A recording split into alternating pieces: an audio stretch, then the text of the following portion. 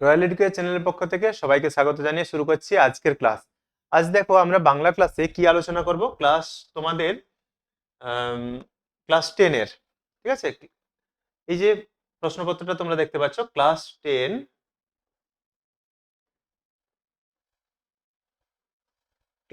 এর একটি প্রশ্নপত্র। আমরা এর আগে তোমাদের যে সেকেন্ড সামেটিভ হবে তার 4টি নমুনা প্রশ্নপত্র সহ আরো 4টি স্কুল আলোচনা করে ফেলেছি। যদি ভিডিওগুলো না দেখেছো, প্রথমের গুলো লাগে, তাহলে অবশ্যই প্লে লিস্টে গিয়ে তোমরা দেখতে পারো। আজ আমরা আলোচনা করতে চলেছি 5 নম্বর যে তোমাদের স্কুলটা রয়েছে, সেই 5 নম্বর স্কুলের প্রশ্নপত্রটি।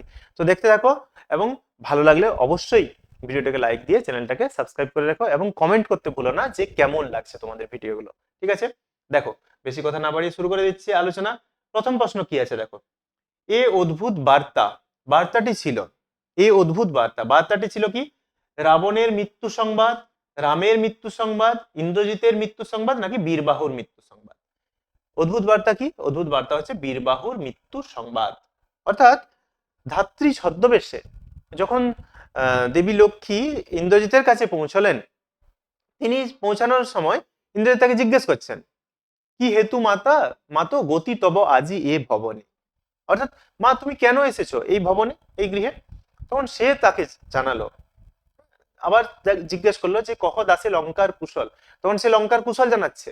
কি আর কহিব পুত্র স্বর্ণ লঙ্কার দশা, ঘোরতর রণে হত তব ভাই প্রিয় বীরবাহু বলি। এই যে বীরবাহু বলি অর্থাৎ বীরবাহুর মৃত্যু সংবাদটা তিনি ইন্দ্রজিৎকে দিলেন। তাহলে এই তখন সে বলছে যে এটা এই অদ্ভুত বার্তা কোথায় পাইলে তুমি, কহ শীঘ্র দাসে। তাহলে এই অদ্ভুত বার্তাটা কি? অদ্ভুত বার্তা হচ্ছে বীরবাহুর মৃত্যু সংবাদ। 2 নম্বর প্রশ্ন দেখো। হরিদার মতে সব তীর্থ, সব তীর্থ কোথায়? সব তীর্থ হচ্ছে মানুষের বুকের ভিতর, মানুষের বুকের ভিতর। হরিদার মতে সব তীর্থ মানুষের বুকের ভিতর। এখানে হরিদার মতে হলেও এটা কোন ছদ্মবেশে, যদি তোমাকে প্রশ্ন করা তো কোন ছদ্মবেশে তিনি এই কথাটি বলেছেন? তিনি যখন বিরাগী ছদ্মবেশে জগদীশ বাবুর বাড়িতে গিয়েছিলেন, তখন জগদীশ বাবু তাকে 101 টাকার ভর্তি একটা থলে দিয়েছিলেন এবং তিনি বলেছিলেন যে এটা বিরাগী যে আপনার তীর্থ ভ্রমণের জন্য। তখন তিনি জানিয়েছিলেন যে সব তীর্থ আমার বুকের মধ্যে, আমার তীর্থ ভ্রমণের প্রয়োজন হয় না। পরের প্রশ্নে চলে যাচ্ছি 1-3। গিরিশ মহাপাত্রর পায়ে যে ফুল মোজা ছিল তার রং কি ছিল? ফুল মোজা ছিল সবুজ রঙের ফুল মোজা, লাল ফিতে দিয়ে বাঁধা। এখানে লাল আর সবুজ তোমাদের গুলিয়ে যেতে পারে, এটা কিন্তু খেয়াল রেখো। সবুজ মোজা এবং লাল ফিতে। সমাস শব্দের অর্থ, সমাস শব্দের অর্থ সবাই জানো, এটা সংক্ষেপ। সমাস শব্দের অর্থ কি? সংক্ষেপ বা সংক্ষিপ্তকরণ। দশানন পদটির সমাসের কোন সমাসের উদাহরণ? আগে দশানন পদটা তোমরা যদি ব্যাস বাক্য করে নাও তাহলে তোমাদের সহজ হয়ে যাবে। 10 আনন যার, যার থাকলে কি হবে? 10 অর্থাৎ সংখ্যা, সংখ্যাবাচক বহুব্রীহি। সরি, 10 আনন যার, হ্যাঁ সংখ্যাবাচক বহুব্রীহি, তাই তো। বহুব্রীহি করে নেবো আমরা, দ্বিগু করবো না। দ্বিগুতেও সংখ্যা থাকে কিন্তু সেখানে সমাহার থাকবে, ঠিক আছে। কিন্তু এখানে আমরা কি করবো? 10 আনন যার, 10 আনন, তাহলে বহুব্রীহি সমাস করে নেবো। আচ্ছা, পরের প্রশ্নে চলে যাচ্ছি কি। জগদীশ বাবু দুই বিস্মিত চোখ অপলক হয়ে গেল। কি দেখে জগদীশ বাবুর এমন অবস্থা হলো? জগদীশ বাবু তিনি ওপরে বসেছিলেন, হঠাৎ করে তার চোখ গেল ওই সিঁড়ির নিচের দিকে। সেখানে তিনি দেখতে পেলেন একটি বিরাগী। কিরকম বিরাগী? একটি সাদা উত্তরীয় পরে আছে, একটা ঝোলা, তাতে একটা গীতা, হাতে কমণ্ডলু নেই, চিমটে নেই, মৃগচর্মের আসন নেই, কিছু নেই, তিনি দাঁড়িয়ে আছেন। তাকে দেখে জগদীশ বাবুর দুই চোখ বিস্মিত হয়ে গেল, অপলক। দিগম্বরের জটায় হাসে শিশু চাঁদের কর, পংক্তিটির অর্থ বুঝিয়ে দাও। দিগম্বরের জটা, দিগম্বর এখানে শিব ঠাকুরকে বলা হচ্ছে, শিবকে। তো তিনি তো ধ্বংসের দেবতা, তিনি ধ্বংস করতে আসছেন, ধ্বংস যেমন করেন সৃষ্টিও তেমনি করেন। তো এখানে আমরা তার বিধ্বংসী রূপ দেখতে পাচ্ছি। এই বিধ্বংসী রূপের আড়ালে যে একটা স্নিগ্ধ মধুর চন্দ্রের আলো, সেই চন্দ্রের আলোটা বুঝিয়ে দিচ্ছে যে এখানে ধ্বংসের পরেই কি হবে? সৃষ্টির বীজ লুকিয়ে আছে। পরের প্রশ্ন। এ মায়াপিত বুঝিতে না পারি, কোন মায়া বক্তা বুঝতে পারছেন না? বক্তা বুঝতে পারছেন না যে মরিয়া নাকি পুনঃ বাঁচিয়াছে রাঘব। এই যে রাঘব, রামচন্দ্র মরেও নাকি পুনরায় বেঁচে উঠেছে, এই ব্যাপারটা, এই মায়াটা সে বুঝতে পারছে না। কে বুঝতে পারছে না? বক্তাকে এখানে, বক্তা এখানে ইন্দ্রজিৎ। পরপদের অর্থ প্রাধান্য পায় এমন সমাসগুলির নাম। এমন সমাসগুলোর নাম কি?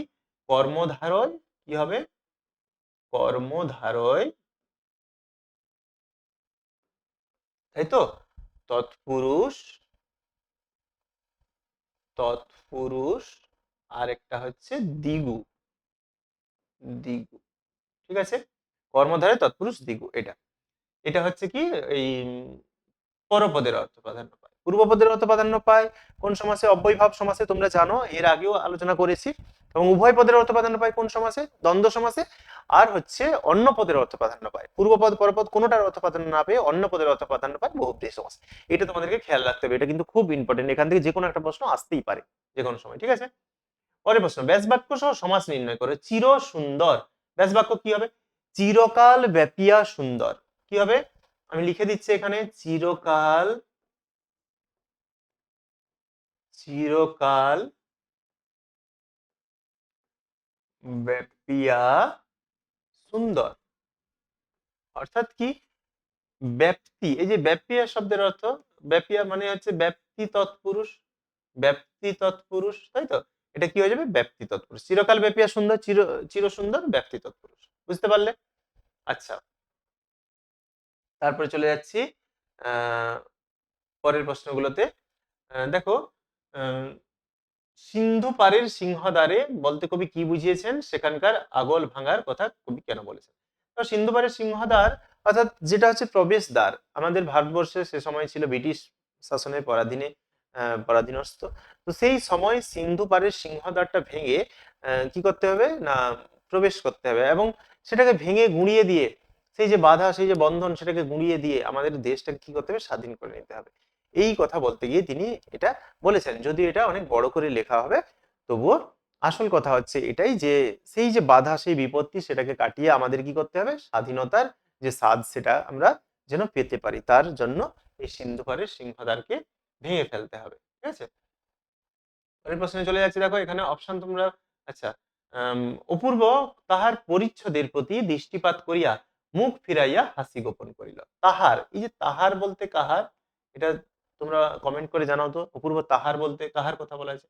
আচ্ছা, এখানে বলেই দিয়েছে, তাই এটা আমি বলে দিচ্ছি তোমাদের। দেখো কার কথা বলা হয়েছে এখানে। এখানে অপূর্ব তাহার বলতে এখানে গিরিশ মহাপাত্রের কথা বলা আছে। গিরিশ মহাপাত্রের দিকে দৃষ্টি ফিরিয়ে, তার থেকে দৃষ্টি ফিরিয়ে মুখে হাসিটা গোপন করলো। তার পোশাক পরিচ্ছদের বর্ণনা দাও। কার পোশাক পরিচ্ছদ? এই গিরিশ মহাপাত্রের পোশাক পরিচ্ছদ। গিরিশ মহাপাত্রের পোশাক পরিচ্ছদ কি? এক হচ্ছে তার পরিচ্ছদ কিরকম, তার চুল, মাথার সামনের দিকে বড় বড় চুল, কান এবং ঘাড়ের কাছে চুল নেই বললেই চলে, একেবারে ছোট ছোট করে ছাঁটা। সে রামধনু রঙের চুড়িদার পাঞ্জাবি একটা পরেছে, এবং তার পকেট যেখানে আছে, পকেটে একটা বাঘ আঁকা রুমালের কিয়দ অংশ বেরিয়ে আছে, অর্থাৎ কিছুটা অংশ বেরিয়ে আছে, কিছুটা অংশ ঢুকে আছে। আর সে কি করেছে? একটা কালো মখমল শাড়ি পরেছে, হাতে বেতের ছড়ি, আর পায়ে পাম শু পরেছে, তার নিচটা লোহার নাল দেওয়া, আর হচ্ছে তোমার ফুল মোজা পরেছে, সবুজ রঙের ফুল মোজা লাল ফিতে দিয়ে বাঁধা। এই হচ্ছে তার সাজ পোশাকের বর্ণনা। আবার মাথায় নেবুর তেলের গন্ধ প্রচন্ড। আচ্ছা, পরের প্রশ্নে চলে যাচ্ছি। হরিদার জীবনে সত্যি একটা নাটকীয় বৈচিত্র্য আছে। হরিদার জীবনে নাটকীয় বৈচিত্র্যের যে পরিচয় পাওয়া যায় তার সংক্ষেপে আলোচনা করো। দেখো এটা 5 নম্বরের প্রশ্ন আছে, 5 নম্বরের প্রশ্ন তো ওইভাবে বলা যাবে না, কিন্তু আমি তোমাদেরকে একটু বুঝিয়ে দিচ্ছি ব্যাপারটা, তোমরা কিভাবে লিখবে। দেখো 5 নম্বরে পুরোপুরি 5 মার্কসে আছে হরিদার জীবনের নাটকীয় বৈচিত্র্য যে পরিচয়। দেখো, হরিদার জীবন এবং জীবিকা দুটোতেই আমরা তার নাটকীয় বৈচিত্র্য পেয়ে থাকি। সে চাইলেই কি করতে পারে, তোমাকে কিভাবে শুরুটা করতে হবে, তোমাকে বলতে হবে বহুরূপী গল্পের এক অন্যতম প্রধান চরিত্র হরিদা, যাকে কেন্দ্র করে সমগ্র গল্পটি আবর্তিত হয়েছে। এই হরিদার জীবন এবং জীবিকা উভয় নাটকীয় বৈচিত্র্যে ভরপুর। তার এখানে কিসের কথা বলা হয়েছে? তার জীবনে, জীবিকা নয়, আসলে জীবন বলতে গিয়ে জীবিকাটাও চলে আসবে, যদিও তার জীবনে যে নাটকীয় বৈচিত্র্য ধরা পড়ে তা হলো, হাইফেন দিয়ে লিখবে। বলতে হবে যে হরিদাস শহরের সব থেকে সরু গলির মধ্যে তিনি বসবাস করেন। সরু গলির মধ্যে সব থেকে সরু ছোট্ট ঘরটি হচ্ছে তার। তার বন্ধুরা তার বাড়িতে আড্ডা দেয়, কিন্তু তার চা করে দেওয়ার মতো সামর্থ্যটুকু নেই। তাই হরিদার কাছে তার বন্ধুরা অনাদি ভবতোষ, তারা কি করে চিনি, দুধ এবং চা এইগুলো নিয়ে আসে। হরিদা শুধু জলটা ফুটিয়ে, চাটা ফুটিয়ে তাদেরকে দেয়। আর হরিদা সপ্তাহে একদিন, বড় জোর একদিন, তিনি বহুরূপী সেজে বেরোন। কখনো কাপালি, কখনো পুলিশ, কখনো হেডকোট পেন্ডুন পরা ফিরিঙ্গি সাহেব, কখনো তিনি পাগল, কখনো বাইজি ইত্যাদি নানান সাজে তিনি সাজ গ্রহণ করেন, কিন্তু সেটা সপ্তাহে একদিন। কারণ কি? কারণ তিনি তার জীবনটাকে ঘড়ি ধরা সময়ের সঙ্গে বেঁধে দিতে তিনি চান না। তিনি মুক্ত মনের একজন মানুষ। তিনি একঘেয়ে অভাবটাকে সহ্য করে নেবেন, কিন্তু একঘেয়ে জীবনটা তিনি সহ্য করতে পারবেন না। তাই কখনো কখনো হরিদার হাঁড়িতে কি ফোটে? জল ফোটে, ভাত ফোটে না। তো এই হচ্ছে হরিদার জীবনের নাটকীয় বৈচিত্র্য। সে চাইলেই কোনো দোকানে বা কোনো অফিসে সে কাজ জোগাড় করে নিতে পারে, কিন্তু সেই একঘেয়ে অভাবটা সে সহ্য করে নেবে। হ্যাঁ? তাই এইরূপ এইরূপ হরিদার জীবন যাত্রায় আমরা বৈচিত্র্যময়, নাটকীয় বৈচিত্র্যময় আমাদের চোখে পড়ে। পরের প্রশ্ন দেখো, নমি পুত্র পিতার চরণে করজোড়ে কহিলা। করজোড়ে কহিলা, পুত্রকে, এখানে পুত্রটাকে, পুত্র হচ্ছে ইন্দ্রজিৎ, তাই তো? রাক্ষস কুলের শেখর ইন্দ্রজিৎ। তিনি পিতার চরণে প্রণাম করে কি বললেন?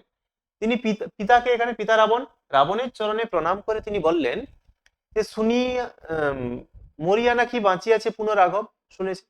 সে বলছে আমি শুনলাম রাঘব নাকি মরেও পুনরায় বেঁচে উঠেছে। এই মায়াবী তো বুঝিতে না পারি। পিতা, এই মায়া আমি বুঝতে পারছি না। যে তবে যাই হোক, আর একবার দেহ আজ্ঞা মরে, বলছে আর একবার আমাকে আজ্ঞা দাও, আমি এবার কি করব, দেখিব এবার বীর বাঁচে কি ঔষধে। বলছে এবার আমি দেখবো বীর কোন ওষুধে বেঁচে ওঠে। হয় তাকে আমি ঘোর সরানলে ভস্য করে দেব, নয়তো বায়ু অস্ত্র মেরে তাকে উড়িয়ে দেব, না হলে তাকে বেঁধে রাজপদে অর্থাৎ রাবণের পায়ের কাছে এনে দেবে। এই কথা সে রাবণকে বলেছে। বোঝা গেল? তাহলে পিতাচরণ প্রণাম করে কি কি বলছে আমি আরেকবার ছোট্ট করে বলে দিই। আমি যেহেতু লাইনগুলো বললাম তোমাদের বুঝতে একটু অসুবিধা হতে পারে, কবিতার লাইন না বলেই আমি বলছি যে সে পিতার চরণে প্রণাম করে বলছে যে পিতা, আমি শুনলাম নাকি রাঘব পুনরায় বেঁচে উঠেছে, আর আমি এই মায়া বুঝতে পারছি না বাবা, যে কিভাবে মরা মানুষ বেঁচে উঠেছে। বলছে তবে যাই হোক, আমাকে আরেকবার আজ্ঞা দাও যুদ্ধে যাওয়ার, আমি এইবার তাকে এমন ভাবে মারবো, দেখবো সে কোন ওষুধে বেঁচে ওঠে। তাকে হয় আমি আমার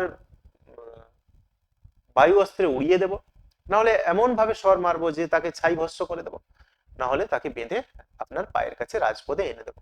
ঠিক আছে? পরের প্রশ্ন দেখো, এখানেই রয়েছে পিতা কি প্রত্যুত্তর দিয়েছিলেন। পিতা প্রত্যুত্তর দিয়েছিলেন যে তিনি বলতে চাইছেন যে রাক্ষস কুল শেখর তুমি, রাক্ষস কুলের ভরসা, নাহি চাহে প্রাণ মম পাঠাইতে তোমা বারংবার, এই কাল সমরে নাহি চাহে প্রাণ মম পাঠাইতে তোমা বারংবার।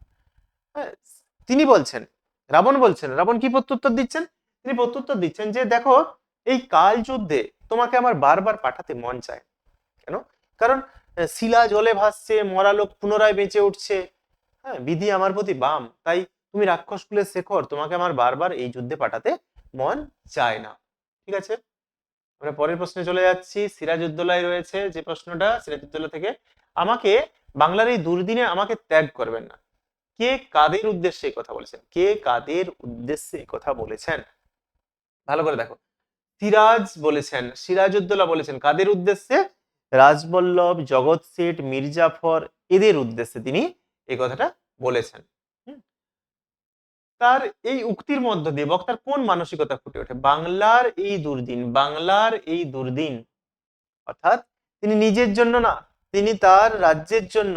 এই যে বাংলা আজকে বিপদগ্রস্ত, বাংলার বুকে আজ যেন রক্তের আলপনা, পলাশির প্রান্তরে ইংরেজরা সৈন্য সমাবেশ করবে, যুদ্ধ হবে, তাতে বাংলার স্বাধীনতা, বাংলার মান, বাংলার মর্যাদা সমস্ত কিছু কি হবে? ক্ষুণ্ণ হবে। তাই এই মান মর্যাদা যাতে না ক্ষুণ্ণ হয়, বাংলার স্বাধীনতা যাতে বজায় রাখা যায়, বাংলা মাকে যেন পরাধীন না হতে দেওয়া যায়, তার জন্য তিনি কাদের কাছ থেকে? ইংরেজদের কাছ থেকে, বিদেশিদের কাছ থেকে বাংলাকে বাঁচানোর জন্য তিনি তার সঙ্গে ষড়যন্ত্রকারী মির্জাফর, জগৎ শেঠ, হ্যাঁ, রাজবল্লভ, এদের সবাইকে তিনি একজোট করতে চেয়েছেন। এখানে এখানে তার এই দেশপ্রেমিক মানসিকতা প্রকাশ পায়, তাই তো? মনে হয় ওর নিঃশ্বাসে বিষ, ওর দৃষ্টিতে আগুন, ওর অঙ্গ সঞ্চালনে ভূমিকম্প। কে কার সম্পর্কে এই কথা বলেছে? কার সম্পর্কে বলা হয়েছে এখানে? এখানে ঘসেটি বেগমের সম্পর্কে বলা হয়েছে। কে বলেছে এটা? লুৎফান্নেসা বেগম বলেছে। দেখো, এই প্রশ্নটার আলোচনা আমরা এর আগের পেজগুলোতে করেছি, আগে একই হুবহুব এই প্রশ্নটাই ছিল, তো তাই এটাকে আর আলোচনা করে সময় বাড়াচ্ছি না, তোমরা পুরোনোটা ভিডিও দেখলে এই উত্তরটার আলোচনা পেয়ে যাবে। আমি চলে যাচ্ছি পরের প্রশ্নে, ঠিক আছে? ভিডিওটা বাড়াচ্ছি না। সাঁতারু অনেক বড় সেনাপতির থেকে, বক্তা কে? এখানে বক্তা হচ্ছে না ক্ষিতিশ সিংহ। জুপিটার সুইমিং ক্লাবের প্রশিক্ষক, পরবর্তীকালে যাকে জুপিটার থেকে তাড়িয়ে দেওয়া হয়, সেই সাঁতারু প্রশিক্ষক ক্ষিতিশ সিংহ হচ্ছে এই উক্তির বক্তা। ঠিক আছে, এই কথার মধ্য দিয়ে তিনি কি বোঝাতে চেয়েছেন? দেখো, এই যে উক্তিটা, এই উক্তিটা কে করেছেন? ক্ষিতিশ সিংহ করেছেন। কাকে করেছেন? বিষ্ণুধরকে বলেছেন। বিষ্ণুধরকে বলছেন যে সাঁতারু অনেক বড় সেনাপতির থেকে। কেন? কারণ সেনাপতি সাঁতারুও জয় করে, সেনাপতিও জয় করে, দুজনকেই মানুষ সম্মান করে, কিন্তু তা সত্ত্বেও সেনাপতির থেকে সাঁতারু কিন্তু অনেক বড়। কিভাবে বড়? কারণ সেনাপতির একদিকে যেমন মান মর্যাদা সম্মান রক্ষিত হয়, অন্যদিকে তেমনি তার প্রতি হিংসা, তার প্রতি ক্রোধ, তার প্রতি ঘৃণা জন্ম হয়। কিন্তু উল্টো দিকে সাঁতারু যদি হয়, তাকে তার দেশের মানুষ, তার রাজ্যের মানুষ, তার এলাকার মানুষ তো ভালোবাসবেই বাসবে, তার সঙ্গে সারা বিশ্ব তাকে চিনবে, সারা পৃথিবী তাকে ভালোবাসবে। তাই সেনাপতি থেকে সাঁতারু অনেক বড়, এটা কে বোঝাতে চাইছেন? ক্ষিতিশ সিংহ বোঝাতে চাইছেন। ঠিক আছে, পরের প্রশ্ন। তোর লজ্জা জলে আসল গর্ব জলে। তোর আসল লজ্জা জলে আসল গর্ব জলে।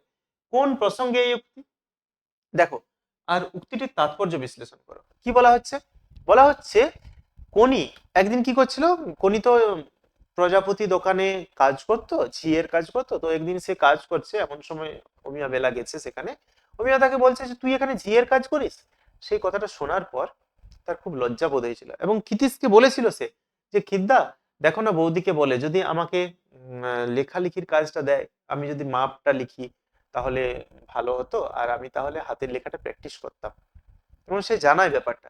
ক্ষিতীশ তখন তাকে জানায় যে দেখ, হয়তো টেবিলের ওই প্রান্তে গেলে কিছুটা লজ্জা কমবে, কিন্তু পুরোটাকে কোনোদিনও তুই জয় করতে পারবি না, পুরো লজ্জাটা তুই কোনোদিনও জয় করতে পারবি না। তাই তোর এখানে তোর লজ্জা নয়, এখানে তোর গর্ব নয়, তোর আসল লজ্জা হচ্ছে জলে। জলে যদি তুই সাঁতার কেটে ওদেরকে মার দিতে পারিস, ওদের কাছ থেকে তোর জয় ছিনিয়ে আনতে পারিস, তাহলে সেখানে তোর গর্ব। আর ওখানে যদি তুই পরাজিত হোস, তাহলে সেটাই তোর হচ্ছে আসল লজ্জা। তাকে ক্ষিতীশ বুঝিয়েছিল, ক্ষিতীশ বুঝিয়েছিলেন যে এখানে আসল লজ্জা নয়, তোর যেটা কর্মক্ষেত্র, সেই কর্মক্ষেত্রেই তোর আসল লজ্জা এবং আসল গর্ব লুকিয়ে আছে। তাই এখানে কি ঝিয়ের কাজ করছিস, কি করছিস, এটা আসল কথা নয়, আসল লজ্জা নয়, আসল গর্ব নয়। আসল গর্ব, আসল লজ্জা তোর জলে রয়েছে। ঠিক আছে, লাস্ট যে প্রশ্নগুলো রয়ে থাকে আমাদের, সেটা হচ্ছে প্রতিবেদন। এই প্রতিবেদন, এই সাবমিটিভে তোমাদের প্রতিবেদন আলোচনা করতে হবে। তো প্রতিবেদনে কি আছে দেখো, প্রথমে আছে নিজস্বী অর্থাৎ সেলফি তুলতে গিয়ে দুর্ঘটনা, আর একটা হচ্ছে প্লাস্টিক পরিবেশের শত্রু। প্লাস্টিক হচ্ছে পরিবেশের শত্রু। তোমাদেরকে আমি আগেও বলেছিলাম যে এর একটা ভিডিও আমরা নিয়ে আসবো, প্রতিবেদন সংক্রান্ত একটা আলাদা ভিডিও। কিন্তু তা সত্ত্বেও আমি আগের যে 4 নম্বর পেজটা যখন আলোচনা করি, তখন প্রতিবেদন কিভাবে লিখতে হয় কিছুটা আলোচনা করেছি। তাই 4 নম্বর পেজটা দেখলে তোমরা বুঝতে পারবে। তবুও এখানে একটু বলে রাখছি, এই যে সেলফি তুলতে গিয়ে দুর্ঘটনা, এটা তোমরা কি করবে, প্রথমে একটা শিরোনাম দিলে, এখানে সেলফি তুলতে গিয়ে দুর্ঘটনা একটা শিরোনাম হয়ে গেল। এবারে এখানে লিখবে তুমি নিজস্ব সংবাদদাতা। কি লিখবে? নিজস্ব সংবাদদাতা, সংবাদদাতা। আচ্ছা, এটা লিখে আন্ডারলাইন করতে হবে কিন্তু। নিজস্ব সংবাদদাতার পরে কমা দিয়ে স্থান, তারপরে ডেট লিখলে। লেখার পর তোমাকে এই যে নিজস্ব, তোমাকে একটা সূত্র মনে রাখতে হবে। কি সূত্র? আমি এখানে লিখছি, দেখো, আশা করি দেখতে পাচ্ছ তোমরা। কি ঘটলো, কখন ঘটলো, কেন ঘটলো, আর তার ফলাফলটা কি, ফলাফলটা কি।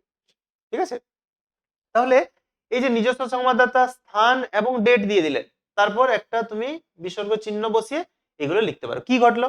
তুমি বলতে পারো যে কোনো একটা স্থান বলবে যে একটা ড্যাম, এখানে তো বলা হয়নি কোথায়, তুমি ধরো বললে যে টাটাতে গিয়েছিল সে বুরুডি ড্যাম, বা ঘাটশিলা গেছিল বুরুড ড্যাম। ঠিক আছে, সেই ড্যামে গিয়ে সে কি করছিল, একটা সেলফি তুলছিল। সেলফি তুলতে গিয়ে সে কি হয় না, পা পিছলে কি করে, সে পড়ে যায়, এবং পড়ে যায় একেবারে খাদে, জলের মধ্যে, সাঁতার জানতো না, তাতে তার মৃত্যু ঘটে। গতকাল বিকেল 5টা নাগাদ ঘটনাটি ঘটেছে অমুক স্থানে, বলে দিলে। তাহলে কখন ঘটলো, কি ঘটলো হয়ে গেল। কেন ঘটলো? কেন ঘটলো? ওই যে যে সে নিজের নিয়ন্ত্রণ হারিয়েছিল, অনেকটা কি হয়েছিল, পাড়ের কাছে গিয়ে সে সেলফি তুলছিল, সেলফি তুলছিল, তার ফলে সে কি হয় না, তারপর মাথা ঘুরে বা যাই হোক কিছু একটা লিখলে সে পড়ে যায়, পড়ে গিয়ে এই বিপদ ঘটে। ফলাফলটা কি করবে?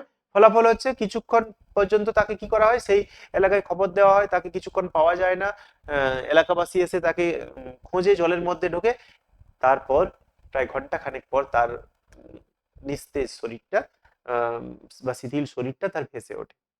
লিখলে, লেখার পর প্যারা চেঞ্জ করে সবসময় কি করতে হবে না, সরকারকে কিছুটা দোষ দিতে হবে, বলতে হবে যে প্রশাসনের উচিত এখানে যেন সেই যে ড্যাম তার এত কাছে যেন কেউ না যেতে পারে, রেলিং দিয়ে ওকে ঘিরে দেওয়া উচিত, তাতে অসাবধানতা বশত মানুষ এত কাছেও যেতে পারবে না এবং পড়ে যাওয়ারও সম্ভাবনাটা কম থাকবে।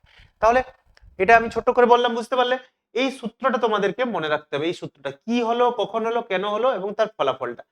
এই শিরোনাম, নিজস্ব সংবাদদাতা, স্থান এবং ডেট লিখে তোমাদেরকে এটা লিখতে হবে, তারপর প্যারা চেঞ্জ করে সরকারকে দোষ দিতে হবে। তো এই ছিল আজকের আলোচনা। ভিডিওটা ভালো লাগলে অবশ্যই কমেন্ট করে জানিও, এবং তোমরা যদি লেখো যে হ্যাঁ ভালো লাগছে ভিডিওটা, তাহলে আমরাও মোটিভেট হই এবং পরের ভিডিওগুলো দিতে আমাদেরও ভালো লাগে। তো ভিডিওটা শেষ পর্যন্ত যারা দেখেছো তাদেরকে অসংখ্য ধন্যবাদ। সঙ্গে থেকো, ভালো থেকো। আজ এতদূর।